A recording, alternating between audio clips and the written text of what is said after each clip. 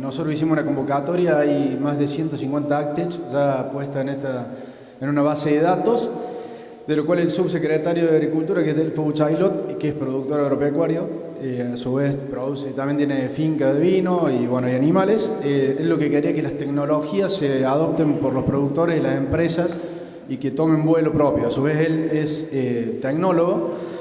Y bueno, lo que nosotros generamos fue un sistema para que todas estas tecnologías empezar a visibilizar lo que había y ver cómo darle mayor potencialidad.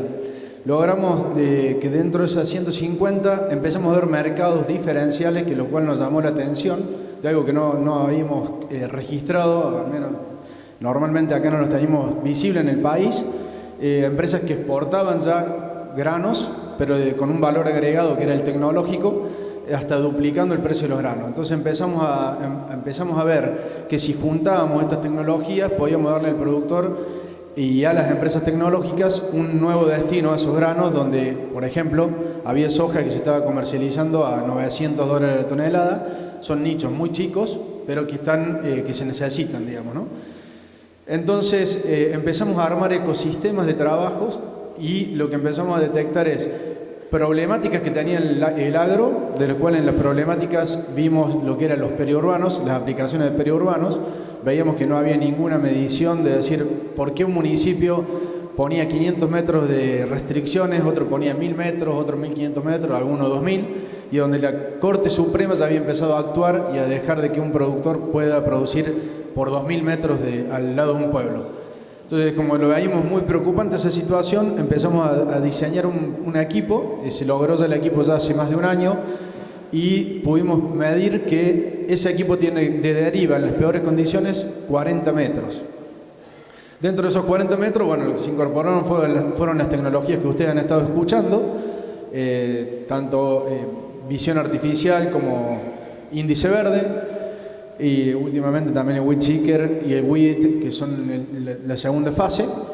También la estación meteorológica en el equipo, una estación meteorológica in situ también que puede tener cualquier pueblo o ciudad chica.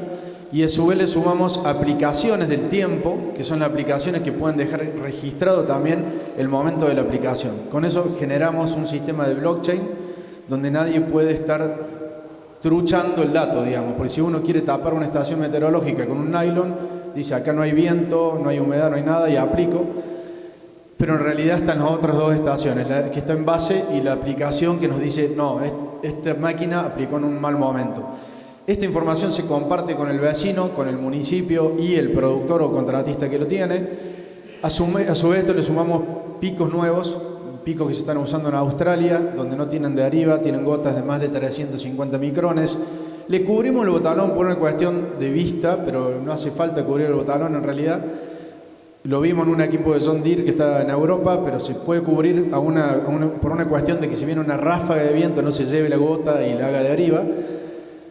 Aplicamos nanotecnología en algunos productos para bajar el producto activo. O sea, creemos que este equipo en 2-3 años, si está estabilizado en el terreno, va a poner el 20% del producto activo que hoy se pone en el campo.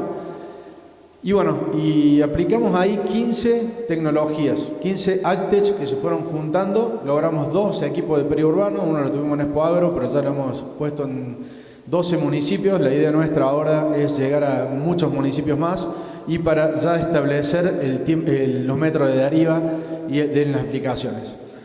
Bueno, en base a eso fue un producto que creo que es el que concentra todo lo que han venido hablando recién. Después el tema de lo que es recuperar, vemos, como lo dijiste también en la presentación muy bien, que la FAO viene presionando mucho con las formas de producir. Creemos que no sabemos cuándo se va a dar ese shock, digamos, de producción, pero lo vemos muy preocupante porque vemos que muchos productores pueden quedar afuera de ese esquema con un precio de commodity muy bajo y donde no sea sustentable. Entonces, por eso es que vamos a un sistema de certificación en el lote, vamos a un sistema donde el mercado, estas ACTECH bajen nuevos mercados, y en eso estamos trabajando con varias empresas de trazabilidad y de certificaciones que están vendiendo, por ejemplo, a Suiza. En Suiza es un mercado que es totalmente muy exigente y donde todavía no hemos podido lograrlo a ese mercado, pero sí hemos ya accedido a Alemania con un convenio con los alemanes, tenemos convenio con Alemania, con Gran Bretaña y con Francia, pero básicamente los alemanes son los que estamos trabajando en una plataforma donde se va a compartir un sistema global de producción y donde queremos que la mayor parte de los productores accedan a esto para tener precios diferenciales.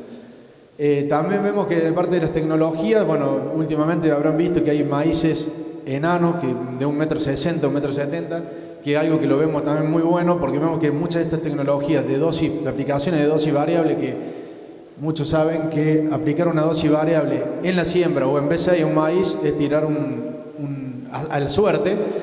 Todo lo que trabajamos en dosis variable queríamos tener un maíz enano para poder llegar a B10, B12 en una aplicación tardía de fertilizantes. Hoy también está esa tecnología y a lo cual la tenemos que aprovechar cuando ya empiece a ser más masivo, y creo que ahí se va a poder diferenciar el técnico que haga bien las cosas del que no la haga bien. Pero bueno, lo que le pongo más hincapié es estos marcados diferenciales que le digo, con trazabilidad distinta, porque es justamente lo que el mundo va a necesitar en los próximos años y queremos que el productor siga yendo en ese camino.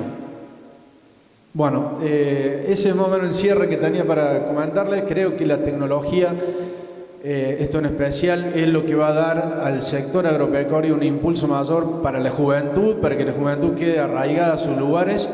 Hoy, yo he estado reunido estos últimos años con muchos dueños de empresas. Había dueños de empresas que con 22 años ya tenían conquistado 50 países del mundo, tienen más de 700 empleados, todo virtual. A uno le parece una locura porque todo virtual. Ellos hablan que las nuevas fábricas que daban trabajo, que antes largaban humo, hoy son estas fábricas tecnológicas. He estado reunido con empresarios que tienen 700 desarrolladores dentro de su equipo de trabajo, donde uno lleva un plan de trabajo de lo que quiere desarrollar y se desarrolla hasta con un arquitecto. Hay distintos especialistas, cada especialista cobra $6.000. O sea, son puestos realmente de alto valor, y donde, por ejemplo, 5 meses de desarrollo te cuestan más de $150.000. Entonces uno empieza a ver números que son realmente volados para el sector, pero es la realidad que está empezando a pasar hoy.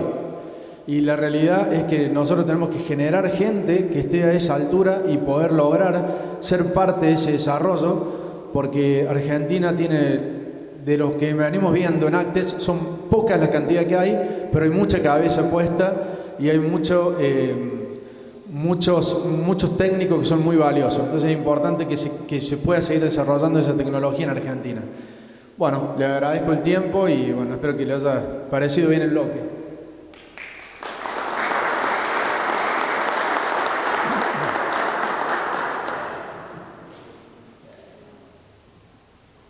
Bueno, muchísimas gracias.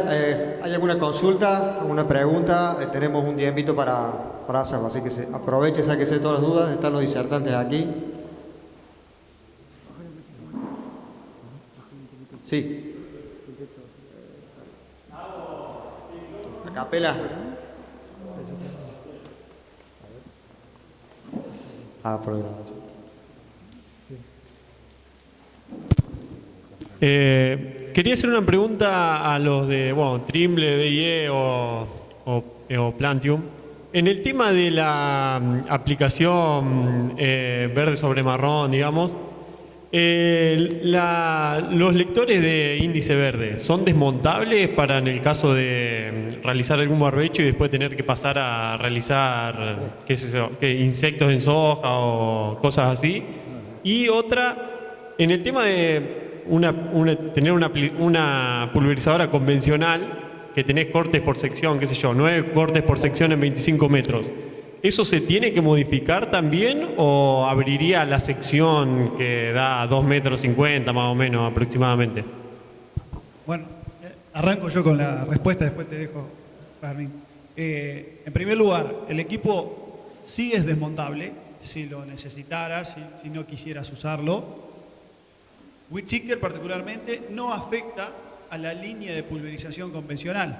La idea es que se instale una línea adicional para hacer eventualmente convencional y selectivo, o una cosa o la otra.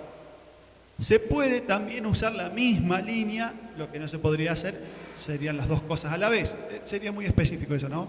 para cerrar la respuesta, sí se puede desmontar cuando no lo usás. Son módulos, son sensores y no va a afectar en nada al funcionamiento de la máquina. Con esto hilvano la respuesta a la segunda pregunta. No afecta el funcionamiento de Weedseeker, del sistema de pulverización selectivo, sobre los componentes de la pulverizadora originales, ¿no? Si el sistema tiene una computadora que corte secciones, sería bueno usar esa función como solamente corte de secciones. Por un lado, supongamos que tiene cualquier computadora, ¿no? Ahora, si la misma pantalla que controla Weedseeker es la misma que está controlando la pulverización convencional, también se ocupa de cortar las secciones o cortar los picos de aplicación de pulverización selectiva, y que no tiene que ver con las válvulas de las secciones de la máquina, ¿no? Son funciones independientes que, en el caso que se instale con una sola pantalla que controla todo, se va a encargar de cortar una cosa por un lado, otra por otro. No sé si fui claro, ¿no? Son funciones independientes y no afecta una a la otra.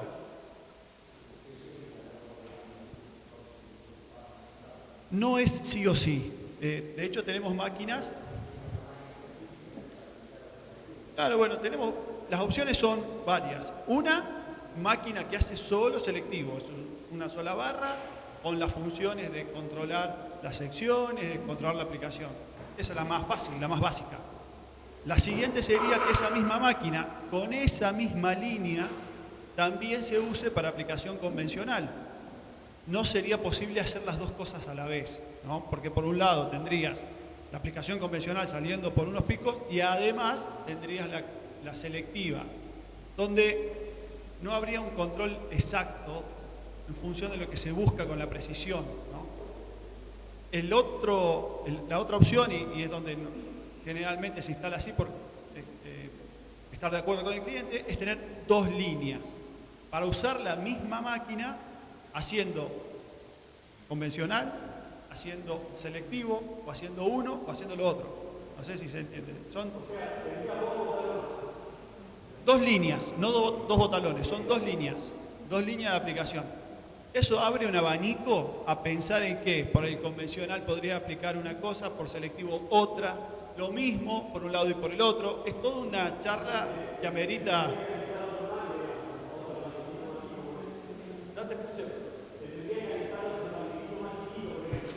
No necesariamente. Puede que sí, puede que no. Hay varias opciones tecnológicas en cuanto a la incorporación para poder hacer esa aplicación. Sí, a ver, si vos querés aplicar una cosa por lo convencional y otro producto por lo selectivo, sí, definitivamente tenés que tener dos fuentes de producto, ¿no? En ese caso sí. Pero la combinación de aplicaciones en la práctica se da y hay un abanico importante, ¿no? Y es como eventualmente nombra Juan Pablo, se trata de encontrar cuál es el punto justo que se justifica la inversión en función de la superficie, en función de las necesidades. Cuando les mostraba el mapita que estaba allá, la necesidad en Bahía Blanca de pulverización selectiva no es la misma que la de en Charata, Chaco. La tecnología es la misma, las necesidades son totalmente distintas. Entonces, ahí es donde se abre el abanico de incorporación y por eso les mostré 15, 20 máquinas que a la vista son parecidas, pero que todas hacen algo distinto, ¿no? Esa es la idea. La adaptación. Dale.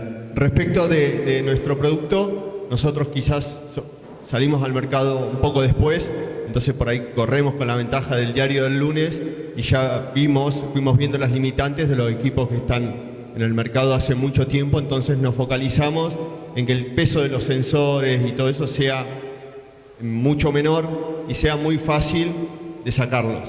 ¿Sí? O sea, ese concepto lo tuvimos en cuenta de que es algo que puede pasar mucho acá en el mercado nacional. Los equipos que están hoy en el mercado fueron desarrollados en otros países para otras costumbres, digamos, y cuando llegan acá tienen ciertas limitaciones. Nosotros estamos más tarde en el mercado, pero con ciertos aspectos ya tenidos en cuenta. Y lo que es lo de la simple línea, doble tanque, todo eso, es más una decisión, como decía César, de del cliente, de qué le conviene, qué uso le va a dar, qué quiere hacer, y el equipo, la tecnología se adapta a uno o a otro, porque una vez que el concepto de aplicar selectivamente funciona bien, lo pones en una línea sola y la otra la pones con otro tanque de aplicación convencional. Es algo que hoy existe, que los clientes de los sistemas que están en la calle las han ido reformando, y puede haber 10 tipos diferentes de máquinas pulverizadoras con doble bomba, doble tanque, o todo en una, o desmontan o no desmontan. En eso como que todos los sistemas vamos hacia lo que quiere el cliente. ¿No? Gracias. ¿Alguna consulta más?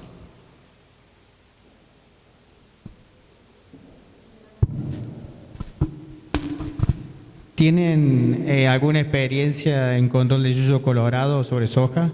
¿Verde sobre verde? Sí, sí, hay definitivamente. En el sur de Córdoba mucho, provincia de Buenos Aires. Es una de las aplicaciones más normales, el colorado en soja. Sí. Porque comentabas que si no tenía una altura diferente a la soja, por ahí por eso en la presentación mostré 4 opciones diferentes de la aplicación, ¿no? Una es la posibilidad de identificar malezas más altas que el cultivo, pero la otra es la posibilidad de identificar zonas donde hay malezas más bajas que el cultivo inclusive. Y para poner un ejemplo distinto, hemos hecho aplicaciones de ryegrass en trigo, por ejemplo, y funcionan. Gracias.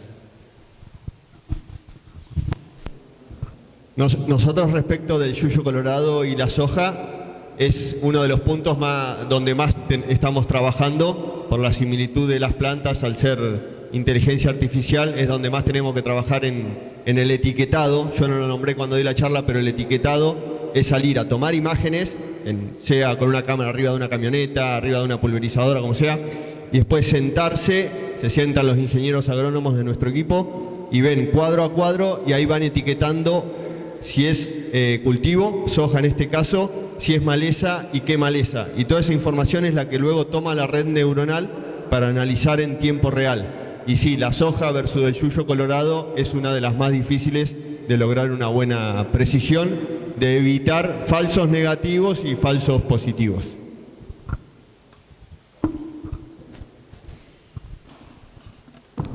Simplemente una morada, pero nosotros hacemos compostaje y viendo la cantidad de moscas que hay, le doy un consejo a la gente del INTA. Pónganle carbonato de calcio en los criaderos de cerdo, en el filot, eliminan la mosca, el calcio mata el huevo de la mosca, por lo tanto a las 4 horas no hay más olor y a los 7 días o 2 días no hay más mosca. Nada más que eso. Bueno, muchísimas gracias. Hemos culminado con el tiempo. Le agradecemos a todos por la participación. Y bueno, los invito a pasar a los stands y a tomar un café